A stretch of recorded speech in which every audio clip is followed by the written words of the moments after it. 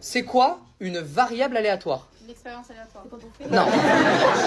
C'est pas une... C'est quand on fait une expérience aléatoire. C'est pas une expérience aléatoire, mais effectivement, quand on a une expérience... Alors, ok. Donc c'est dans quel domaine des maths? Probabilité. Quand on fait une expérience aléatoire, les résultats, c'est quoi? Pas forcément. On appelle ça comment un résultat? Mais non. Comment on appelle un résultat d'une expérience aléatoire en probabilité? Je lance un dé. Les résultats possibles, c'est 1, 2, 3, 1. 1, c'est quoi? C'est la chance. Une issue.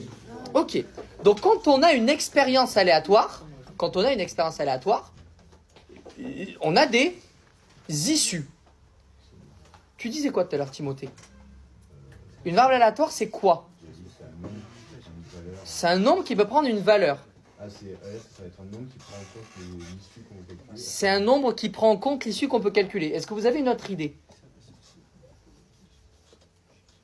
Quand on a la loi binomiale, on va dire qu'on fait n répétitions. La variable aléatoire, elle prend quelle valeur? N plus 1. 0, succès, 1 succès, 2 succès, 3 succès, 4 succès, 5 succès, 6 succès. Ok. Mais quand vous lancez votre dé, par exemple, si on définit que 6 c'est le succès, qu'est-ce qui fait que votre variable aléatoire, elle prend la valeur 1? C'est quand l'issue est réalisée. Et donc quand l'issue est réalisée, votre variable aléatoire, qu'est-ce qu'elle fait? Elle prend la valeur. Donc une variable aléatoire, c'est un espèce de processus qui, à une issue d'une expérience aléatoire, associe un nombre. Donc finalement, quand vous lancez un dé, imaginez que je vous dis, si vous tombez sur un nombre pair, vous gagnez 5 euros. Si vous tombez sur un nombre impair, vous gagnez 3 euros. Ça veut dire que si vous tombez sur 1, vous gagnez 3 euros. Si vous tombez sur 2, 3, etc., etc.